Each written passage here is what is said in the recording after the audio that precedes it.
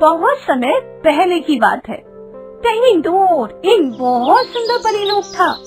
सारी परियां आपस में बड़े प्यार से रहती थी, हंसती खेलती गुनगुनाती खिलखिलाती हुई परियां। एक दिन परीलोक में किसी उत्सव की तैयारी हो रही थी। अचानक रानी परी को बहुत तेज गुस्सा आता है। अब वो लाल परी को गुस्से में परीलोक से बाहर निकाल देती है। लाल परी उदास होकर पृथ्वी पर आ जाती है और एक बाग में पेड़ पर छिप जाती है।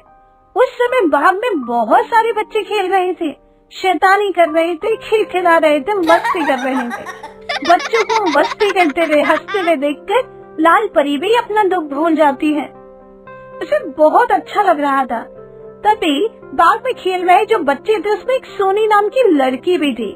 अचानक सोनी की नजर लाल परी पे पड़ती है। ये इतना सुंदर लाल लाल पेड़ पर क्या चमक रहा है? सोनी को लगा कि शायद ये लाल रंग का कोई फल है, और जैसे ही वो उसे लेने के लिए पेड़ के पास जाती है, लाल परी को देखते हुए खुशी के मारे चिल्लाने लगती है। उसकी चीख सुनकर बाग में सारे बच्चे भी पेड़ के पास इकट्ठे हो जाते हैं। सुंदर लाल परी ने लाल रंग के कपड़े पहने थे, उसके पंख भी लाल थे, उसके सिर पे चमकता हुआ लाल रंग का ताज था। सारे बच्चे लाल परी को देखकर खुशी से उछलने लगते हैं। उन्होंने इतनी सुंदर परी कभी देखी भी नहीं थी। बच्चों ने सुन रखा था कि लाल परी बहुत अच्छी है और बच्चों की सारी इच्छाएं पूरी करती है। सारे बच्चे लाल परी से पूछते हैं, आप वो ही हो ना जो बच्चों की सारी इच्छाएं पूरी करती है? तभी चिंटू कहता है, अरे परी, क्या तुम मुझे आसमान में उड़ा सकती हो? लाल परी अपनी छड़ी निकालती है और मैजिक करती है। चिंटू हवा में उड़ने लगता है। सोनी कहती है, अरे परी, मुझे ये मीठा मीठा आम खाना है। सोन परी छड़ी घुमाती है और सोनी के हाथ में मीठा आम आ जाता है। लाल परी फिर से अपनी छड़ी घुमाती है और बाग के सारे फूल चमकने लगते हैं। लाल परी का जादू देखकर सारे बच्चे ताली बजा बजा के हंस रहे थे। पूरे बगिया में उत्सव का माहौल हो गया था। लाल परी भी अपने उदासी को भूल गई थी और भूल गई थी कि इस समय परीलोक में उत्सव हो रहा है। इस समय लाल परी की वजह से बाग में ही उत्सव हो रहा था। सारे फूल चमक रहे थे, तितलियां उड़ रही थी और सारे बच्चे खुशी के मारे कूद रहे थे। अचानक से फूलों पर चमकना बंद हो जाता है और आसमान में तारे चमकने लगते हैं। थोड़ा थोड़ा अंधेरा होने लगता है। सारे बच्चे कहते हैं, परी, अब हमें घर जाना होगा, हमारी मम्मी हमारा इंतजार कर रही होंगी। बच्चों के जाने की बात सुनकर लाल परी उदास हो जाती है। सभी बच्चे अपने अपने घर जाने लगते हैं। लाल परी को उदास देखकर सोनी वहीं रुक जाती है और लाल परी से पूछती है, लाल परी, क्या तुम्हें अपने घर नहीं जाना? क्या तुम्हें परीलोक नहीं जाना? लाल परी उदास हो जाती है और कहती है, मुझे रानी परी ने परीलोक से बाहर निकाल दिया। जरूर आपने कोई शरारत की होगी, तभी रानी परी ने आपको सजा दी, क्योंकि जब मैं भी शरारत करती हूँ तो मम्मी मुझे सजा देती है। नहीं, मैंने कोई शरारत नहीं की, लाल परी बोली। लाल परी की बात सुनकर सोनी हंसने लगी। शरारत तो आपने की है और बताना भी आपको पड़ेगा।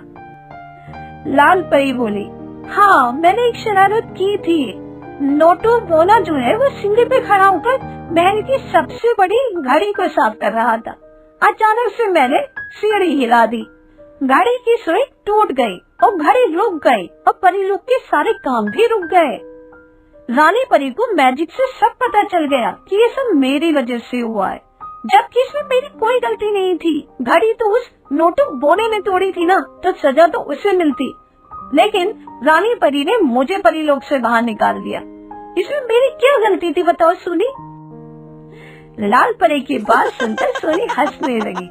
हाँ, इसमें तुम्हारी कोई गलती नहीं थी, लेकिन मेरी मम्मा हमेशा कहती है कि अगर हम कोई गलती अनजाने नहीं करते तो वो गलती नहीं होती, लेकिन अगर हमने वो गलती जानबूझ के की हो तो सजा मिलनी चाहिए। अब तुम बताओ, तुमने सीढ़ी जानबूझ कर हिलाई थी या गलती से हिली थी? सोनी की बात सुनकर लाल परी की आवाज बहुत धीमी हो गई। हाँ, मैंने शरारत की थी।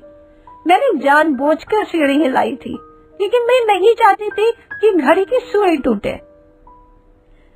अच्छा तुम बताओ सोनी, क्या मैं रानी परी से माफी मांगू तो वो मुझे माफ कर देंगी? हाँ हाँ बिल्कुल, मेरी मम्मा हमेशा कहती है अगर हम सच्चे मन से माफी मांगे तो हमें माफी जरूर मिलती है। तुम भी परी लोग जाओ और रानी परी से माफी मांगना, वो तुम्हें पक्का माफ कर देंगी। तुम बहुत अच्छी हो सोनी, और तुम्हारी मम्मा भी बहुत अच्छी है। लाल परी अपनी मैजिक की छड़ी घुमाती है और सोनी को इसके घर पहुंचा देती है। सोनी अब तुम अपने घर रहो, बहुत रात हो गई है और मैं भी परी लोग वापस जाती हूँ। लाल परी परी लोग वापस जाती है तो देखती है कि रानी परी उसका इंतजार सा कर रही है। वो जाते ही रानी परी से माफी मांग लेती है। रानी परी मुझे माफ कर दो, मैंने अनजाने में गलती की थी और आगे से मैं ऐसी गलती कभी नहीं करूँगी। रानी परी मुस्कुराने लगती है। हाँ लाल परी, तुम बहुत अच्छी परी हो और नटखट भी, ये हमें पता है, लेकिन अब कोई ऐसी शरारत मत करना जिससे कि परी लोग को नुकसान हो। सारी परियां हंसने लगती हैं। इस कहानी से हमें यही सीख मिलती है कि हमें बिना वजह किसी को परेशान नहीं करना चाहिए, और अगर हमसे कभी जानबूझकर या अनजाने में गलती हो भी जाए तो माफी मांगने में संकोच नहीं करना चाहिए।